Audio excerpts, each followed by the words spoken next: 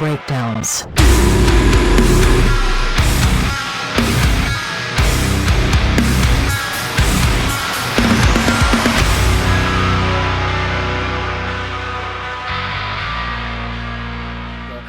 Welcome back to the Chill Sounds and Breakdowns podcast. We are on episode 89, and this one is long overdue. I'm not going to lie because this band played Chill Sounds 2, which is now like 2 years ago, and ever since then we've been trying to get them in, but I'm finally I had to figure out a way to do it, so we're at the venue right before they're about to play. But today we got, Frank and Zack from Rewound. Yo, what's up? Do you guys add the TX like in your actual name, or is it just like the identifier? It's like, the identifier. Yeah, You just see every band thing. from Texas doing it now, so it just kind of shows. I mean, but you need to have like a searchability thing, and I've realized like with booking stuff, when I like try to find people's like social media stuff, sometimes there's bands like with the same name from other towns. So I'm like, okay, the TX one. All right, here we go. That's easy to find. But you guys are from Waco, right? Yes. Yeah, so that's like literally like you guys have been coming up here to play shows. But I know when I like first started hearing about you, but I want to know like when it actually all started between you two.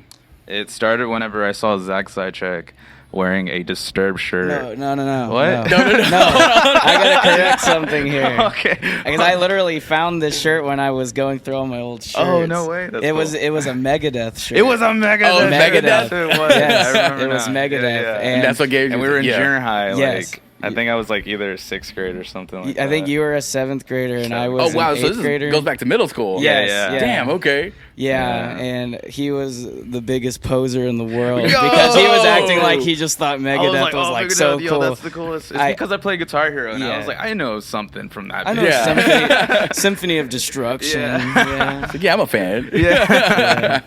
But that okay. So were y'all already playing music like individually, like when y'all met? We met like in the band hall. So I mean, we were like high school band. Yeah. And I mean, we both liked similar styles of music, but neither of us were actually like doing like a band, like a rock band type thing moment. yet. Yeah. So all kind of just like the school band kind of stuff, Yeah. that type of Yeah. music. Yeah. Okay. Were you because the style, I'm trying to think like what similar styles like created what Rewound is, because it's like some of the most like wildest like chaotic shit that I fucking came to love so quickly. Like it's the energy is crazy. But what? So were you guys aiming to create something like that, or is it just come out of like jams that y'all were having? Jams. We definitely jammed out a lot. Like over the years, we definitely just kind of like play. Like we would cover songs, but I think for the most part, I think we like just jamming, just like making our own stuff, and just like because. Yeah, and there was a lot of evolution too from when it first started. Because I mean, technically, there's a lot of lore with the history, but Frank wasn't even in the band when it first started. Whoa. Okay. Yo, we're going that yes, back. we're going Okay. very far back. Okay. Very far God. back because so. The very beginning of this whole thing, I was not doing a band thing at all. I would just like come home after school, just get behind my kit, throw on headphones, just play along to like whatever I was into at the time, like Avenged Sevenfold, all that kind of stuff. And then these two guys that were in high school, they were like walking home, like back to their house, and they heard me playing while they were on their way. So they were like, oh shoot. And apparently they had already been kind of trying to start a band, but they didn't have a drummer yet. Yeah. So yeah, they just like came up to my house like because they heard me and like rang the doorbell and everything, and I came up and they kind of like auditioned me in air quotes, right there, and the early stuff, it was very influenced by like that like 2013 era like metalcore Asking stuff. Alexandria. Asking Alexandria. Really? That's the early version of Rewound? Wow. Yeah, but then eventually we wanted like a rhythm guitarist, and Frank was like already like my friend, so that was kind of his into the project. Okay. So that's how we were, and then funnily enough, eventually he got kicked out of the band. What? I didn't even know that I got kicked out of the Wait, band. what do you mean? Hold on. What do you mean you They don't had know? a show, and I was like, whoa, like, why didn't I get to go to play You're just that like looking show? at it like online or something, or hearing about it? Yeah. I was just like, what the heck? Yeah, I don't know. There a lot of stuff happened, but then eventually all of that just kind of fizzled out. Like one of the members just he only wanted to hang out with his girlfriend. Another member, I don't know, went crazy. Yeah. Went crazy. So then all that was left basically was just me and him, and he just started coming over, and we just started jamming. But we were like starting to get into new styles of music. Like that was around the time when we discovered like Deftones and stuff like that, and that really started influencing like how we wanted to play from then on. And then that's just kind of how it went from there. So basically, like, completely had like a rebirth, like a renaissance of it. So it's yeah. like definitely not. Yeah. Even, kind of seems like it's not even like really remotely related to like what the first iteration of like the band was. Oh yeah, for yeah, sure. Like completely reinvented it, and now it's because now like I mean, as I see Rewound, because I mean, first of all, like for people who don't know, Rewound is just y'all two. Like it's just you know, Zack on drums and then like Frank on guitar. And I'm telling you, like the first time I got to actually see everything happen, I was just like, oh, it's just two people up there. Like how full can this be? Exactly. And it was like. It like I don't know how you two do it, but it fills up the entire room, like the energy. It was and it's trial and error, trial and error. Years of trial and error. Going through many bassists and going through many broken amps and broken amps. Yeah, I learned the hard way. Going a little too hard. And just like having struggles, like even finding a solid bassist. Yeah, that was kind of where. I'm pretty sure it was your idea, Frank, just to eventually, like, what if we just don't... Yeah, what if we just stop with bases? Yeah. What if we just move on? Yeah, and we really liked that band Royal Blood at the time. Yeah, that was big. They were kind of doing, like, a reverse of what we do. Like, it was just bass and drums, but the bassist ran his bass through, like, a guitar amp with an octave pedal that brought it up.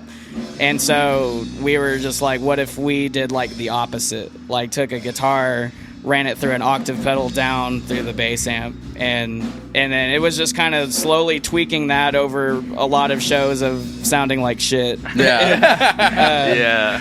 But I mean, you're finding the dynamic and the chemistry with like a new member once you know like what you want is the super difficult part about a band. That was a big part of it too, was like other people that we would bring in, it just kind of felt like me and Frank were just kind of on this same wavelength that other people, we would try to bring them in and they just really couldn't find their way onto it with us. Like they were good musicians and everything like that, but like I don't know, whenever we try to jam or like try to come up with something new, it just didn't fit. Yeah, whenever they started trying to put in like creative input, we both just kind of like, didn't gel with it. Yeah. Like, it was just like and that's more important than actual skill level, because you can have like really, and I'm saying they're talented musicians, like you could be super talented, but chemistry with like each other is what makes great songs and great songwriting. Exactly. I have to be able to, if you're writing something, I got to know where you're trying to go and be able to interpret that. What like, kind of I vibe feel and that. everything. But if like you have someone coming in and it's like, I don't know what you're doing at all, like, you know what I mean? It's a feeling, especially like, you know, the music and you know, like,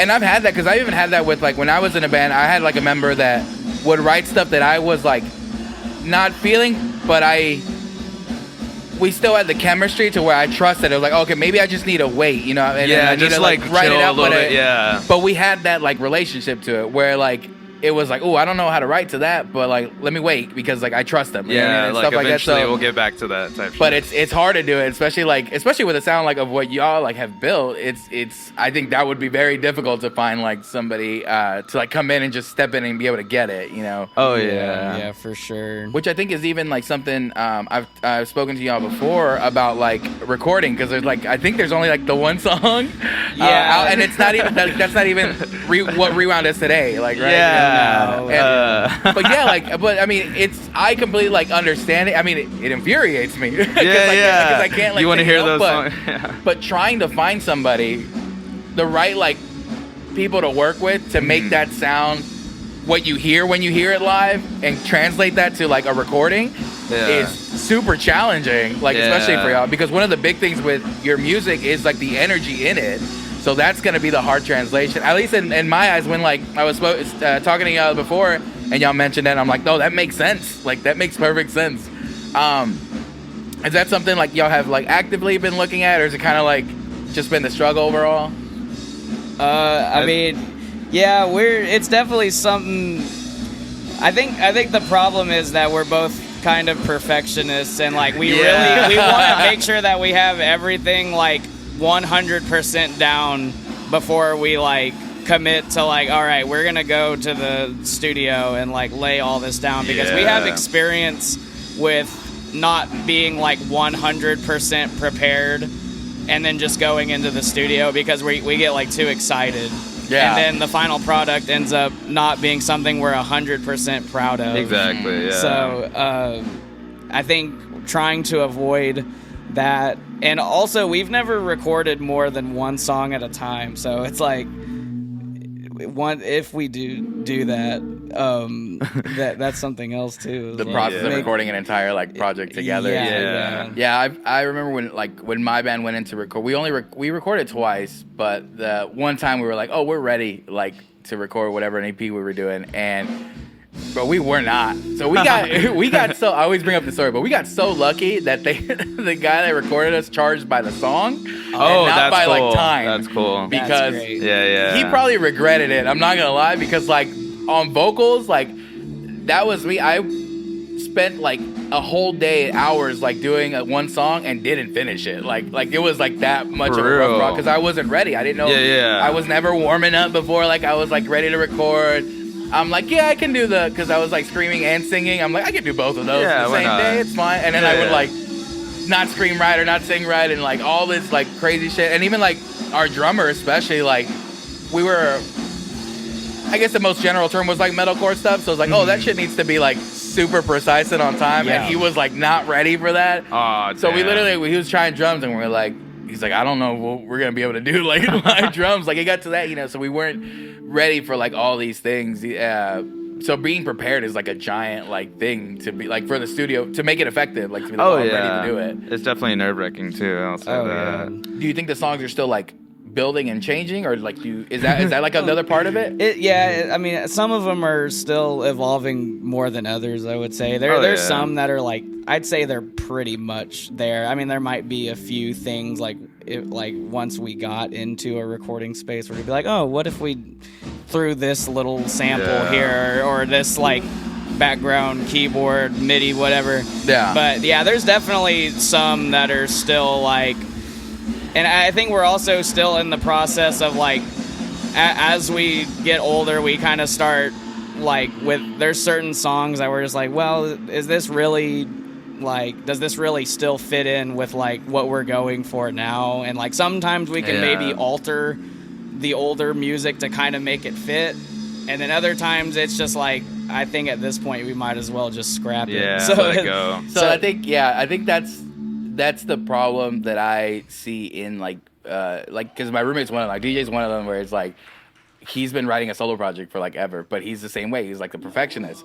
So like for him, it just never gets to a point where he's gonna like put something out. Put it out, yeah. And then you end up with that. It's like, oh well, this song isn't a thing anymore. And then part of me, like me, just devil's advocate, just to talk shit. I'm like, oh okay, well maybe like if you would have put it out, like you could have put it and it could be in the past kind of thing. Yeah. But it's that. I think just being open to like evolving. Like it's okay if we put it out, but like you also have to strike like when stuff is written. But it's kind of hard if it's ever evolving. You know what I mean? Like because you can always write more to it. I think that's a big problem with like songwriting. I think that's my problem. I just like be jamming out sometimes and I'll just like come up with something different. Or just like I'll mess up and I'll be like, wait, I kind of like that better. I mess up. It's like, hey, that's kind of hard. Okay. That's how my writing process goes. Yeah. So y'all have like always been down in Waco? Like, is that where y'all like? Yeah, born and raised basically. I mean, really outside of Waco, from a small town called McGregor. Not a lot of things known from there. We have SpaceX. That's about it. Yeah. Elon Musk has been there a few times. Yeah, he's been to our Dairy Queen. So. The claim to fame. But we could say Waco because it's like the thing that's closest with the scene, and like that's where we like started playing shows and everything like that, which was Waco. How long did y'all play like in your immediate area before like venturing out? Because I know then y'all started coming up here like quite a bit. Is it just because like the scene was like how developed is your scene down there? The Waco scene it's kind of in like I think it's in like this weird like middle stage right now where it's kind of like it's like a weird mix of like people that are left over from the old scene and like a new scene that's trying to start up, but we face the issue of there's not really venues in Waco that are good for this kind of music. I mean, our best shows as of late have just been the more like DIY ones where it may not even be a venue. I mean, like we did a skate park show recently. That one actually surprised me quite a bit. A lot of people did come out for that one. That was fun. But that's the state of it right now, and we try not to play in Waco too much because I think that's an issue with Waco is that there's not really even a lot of bands, so you kind of encounter the problem of almost like every show you just start seeing like the same like 3 or 4 bands on it, like the same bill over and over. And it's like I think that can make people kind of lose interest. So it's like we kind of want to keep it to where it's guaranteed almost like each time we do play a show, like it's gonna like have the energy that we want, the turnout. That's what we try to do. Yeah, that is definitely a big deal. And even I think even like, I mean, with bigger like places like maybe like up here in the DFW, you can play I think a little more often to different people because like you can equally go like from Fort Worth to Dallas and you're still hitting like a different crowd. You know what I mean? It's not the same people. Yeah. But I think there is like times where like bands run into the issue of like where they're playing like every month or like every like 2 weeks or something like that. And it even though you do have those few markets, like at the same time you're running into like, oh, these people like maybe won't go to this one because like you're playing next month, so like can just go to that one. And then sometimes you run into people just like putting it off just like that. It's like, oh, okay, well I won't go to this one because there's one next month, and then next month they do the same thing, like, you know. And I think there is a point to like creating like demand for yourself too. It's like, oh, like if I haven't seen like, I mean, because I think the last time I saw y'all, y'all played the Rail Club for, which show was that? Was that Bleak or was that Revenant? Right, wasn't it called Revenant? Revenant or Revenant, yeah, something like that. It was missing some. Oh, of the is that vowels. the RVNT? Yeah. But yeah, I haven't seen y'all like since then, and I'm like, oh, like I'm like when I saw like that we got y'all like on the lineup, I was like, oh, I'm stoked as fuck. Like I'm super fucking pumped. Yeah, that was. And like everybody, like I've been telling, like, yeah, like you need to come see it, like, because it does. You know, it's not every month or every whatever. Like y'all are up here, you know.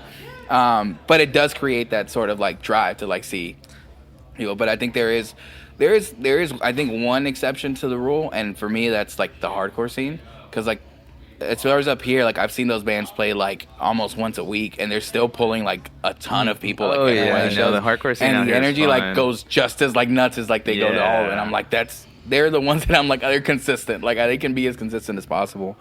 But so with Rewound, what I guess is there any like specific thing that y'all are planning like for it, or is it kind of just like we're just going with the flow kind of at the moment? Going with the flow. Yeah. We don't know what we're doing, but we're doing it. As of right now, I mean, we're still figuring out. I mean, what we recently became roommates. Yeah, we got a house. We have a house together now. I mean, it has its own rehearsal space, but then of course we're like, you know, both adults now, and we have like almost completely opposite work schedules. So it's like we're like roommates and we hardly even see each other. So like whenever I'm asleep, he's awake. Whenever I work night shift. He's working day like shift. Me and DJ, like we just had like we like hung out yesterday, and we're like, dude, we haven't hung out in like months. Yeah, that's like you live right, like you're the door over. You know what I mean? Like but we're the same thing. We're on opposite schedules. You know what I mean? And like really, the only time we're seeing each other is like we do noise round. So like when we do this, you know what I mean? Like so we have a show, like, so we'll hang out here. But other than that, like we're not seeing each other like at home on the normal basis. And scheduling shit like adult shit makes that everything like complicated. You're just trying to get in the same like room and then ready to actually like do something, you know what I mean? Because you can hang out, but it's like, oh, you want me to think right now, like, oh, you want me to, like, get to play. Work, you got to be in the right space to like create. Mm-hmm. It is tough, and you know what I mean. And that's like with just y'all two, you know what I mean? Like, and then there's bands like they have like a bunch more people and they coordinating. I've seen that happen, like, like with more responsibility and stuff like that, like people just gets harder to like get into the same room and stuff. Exactly. Yeah. To write. But I like that with like everybody having like their own like studio setups and stuff like that now. And I've seen like bands just like start sending each other ideas just like back and forth. It's like, oh, like, you know, we can't see each other, but here's something I wrote, and like here you go, Yeah, like this and that. yeah. Yeah, I think that was a pretty cool thing to come out of. Like I think it really flourished in like the pandemic area because people were stuck. So like, oh, how do we? For people who wanted to keep doing it, like how do we keep doing it? You know, Exactly. Yeah. But yeah, I think I don't know. I think even if like you're like, oh, going with the flow, I think like again, every time I haven't seen one. I guess to back up, like whenever you hear about like bands being like, oh, you know, you have to perform like hard as fuck like every time for like whoever, like that's you're one of the most consistent bands that like I've seen like perform, and I've seen you perform in like a few places to different crowds, and it's been either consistent or like leveled up like every time. It's gonna sound like I'm just like like ooh, like I love you guys, but like it's one of the things, like it's so weird like to have that, because like again, for me, hearing the band for the first time live and being kept, because I think one of the biggest things to keep people coming back is like being able to rely on music. But for like me, like having just like live experiences, and that has me just like as excited like to see it when I can, you know, like after this performance, like I can't go back and hear it, you know what I mean, like later and stuff like that, and still being just as pumped like to see it. I think like there's something like kind of like special about that too. That I definitely look forward more to the live than like recording and stuff like that. I just love playing live. It's like the funnest thing. I think that's in general, like that's the I think like studio projects like seem fun, but like I don't think it'll ever like seem as fun as like just going out, like writing a song, going out and playing that and playing shit. it for like, exactly. Because you get like that instant like gratification from people who are out there. Like you look out and see someone, you know, fucking rocking their head back and forth, doing something, moving. Like that's a big thing is like getting people to move. I realized like in being a band is like, yo, that's fucking cool. I don't care what movement you're doing, but if you're like, if you're keeping beat, if you're doing something, and especially like, if you get people like running around and moshing. I didn't get that because I'm like, I never like was super into like moshing or anything like that. But there's been times where like there's a band and I'm like suddenly like I'm like in the pit somewhere and I'm like, I don't know what happened. Like this band is fucking great. Yeah.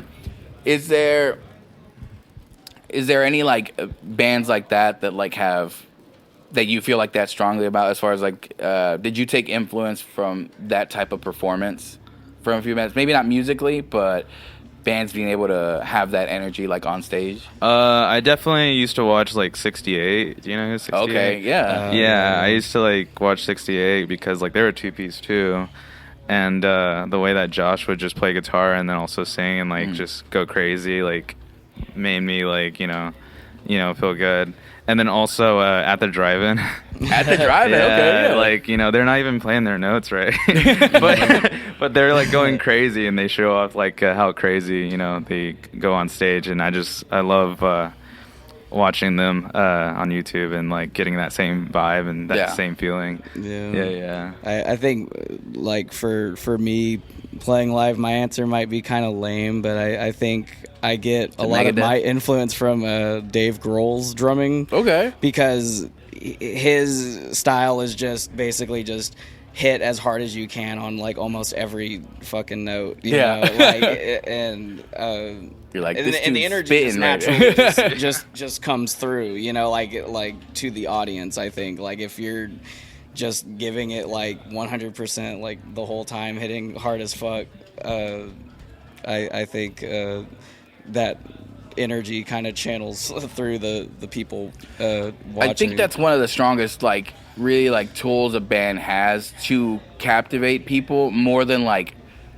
writing, recording something, like putting out a song. Is like I've heard bands and like listened to songs and be like, this is a cool song, but I've never been so instantly obsessed with like bands. Like it's happened a few times where like I'm seeing a band for the first time live, and whatever they did on that stage just like hooked me. So I'm like, I don't give a fuck like what they have out. Like if they have music, I'm listening to that shit. Whether they're coming back, like I'm fucking watching it, because like you can tell when a band like loves being up there. And even if like they're having like shitty times, like if I don't know it and I'm just seeing you have fun, like I'm immediately gonna want to like reciprocate. Even like if like the music I'm listening to isn't like normally what I would listen to. Like it's very like I've been very easily like swayed by energy, like on stuff that I'm like, oh, I'm really not into this.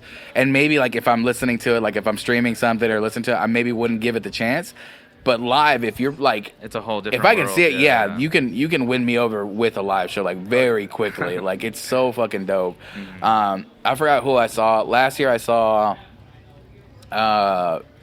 Bill Murray at Trees. And I've heard the songs, and I'm like, oh, I know who that is, and I'm like, oh, cool, I'll go.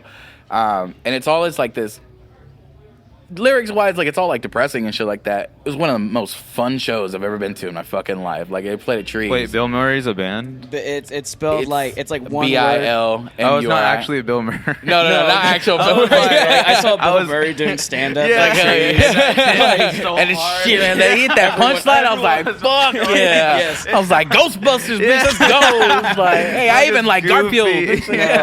Yeah, what Bill Murray, they're kind of in like a similar scene as like Gavin Dance and stuff like that.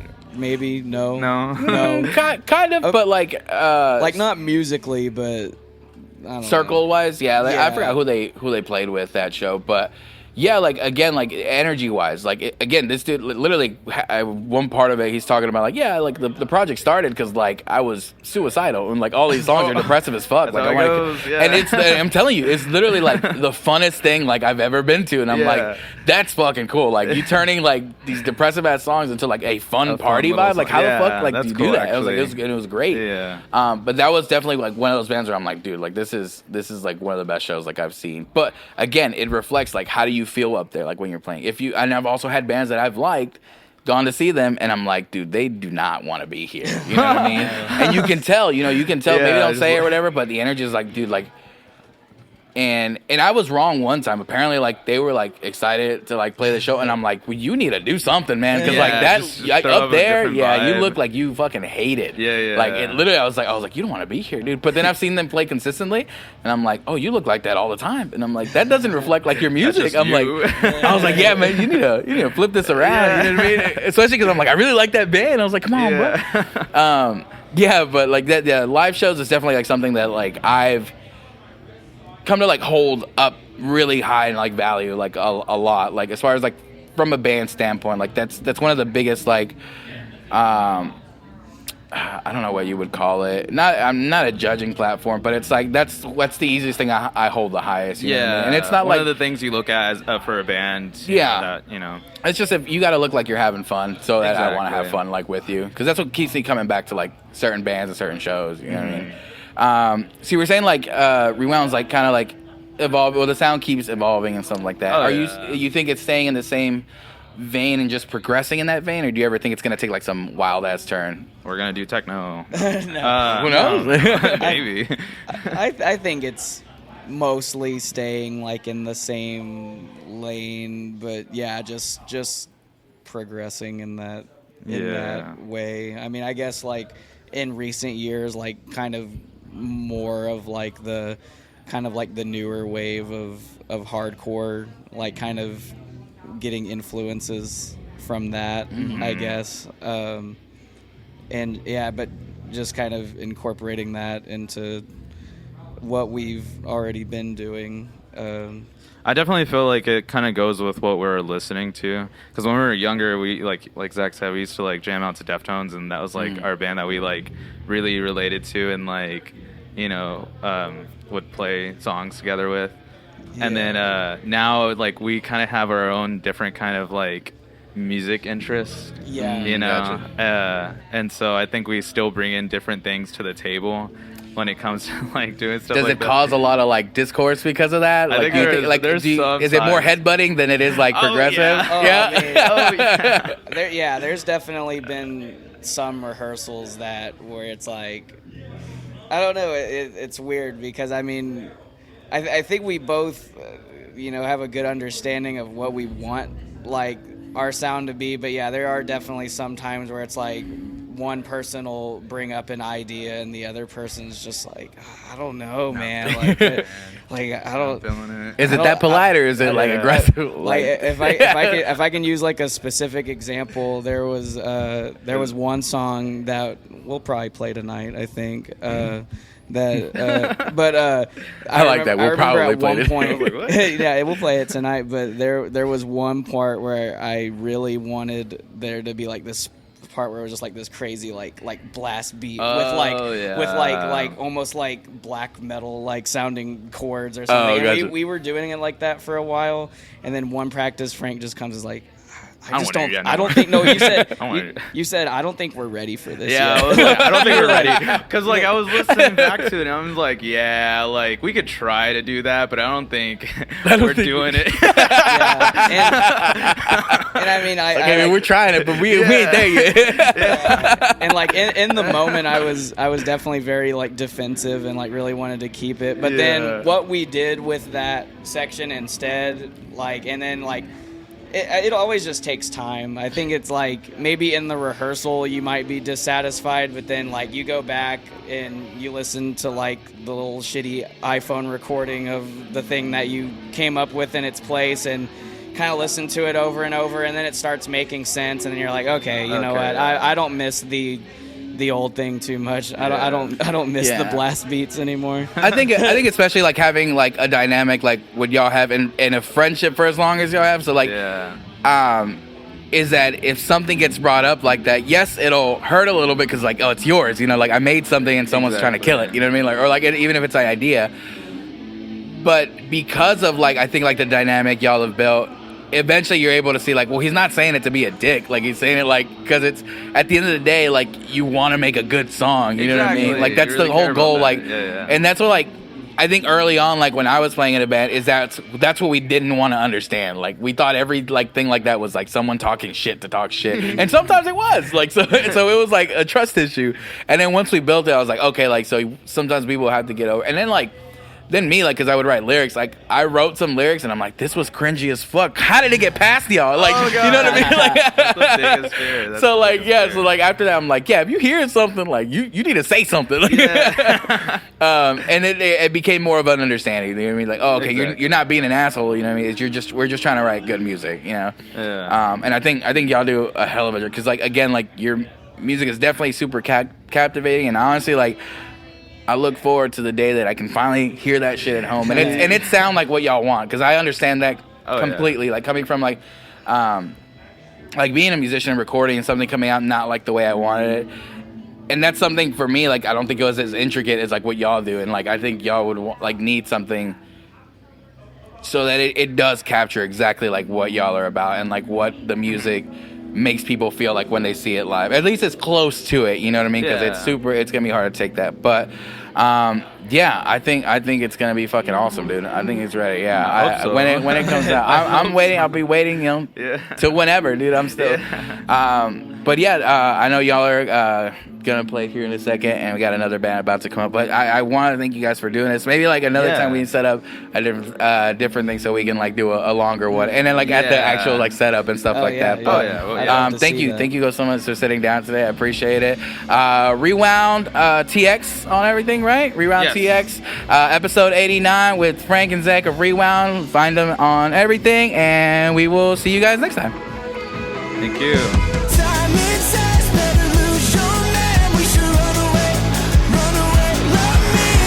Chill sounds and breakdowns.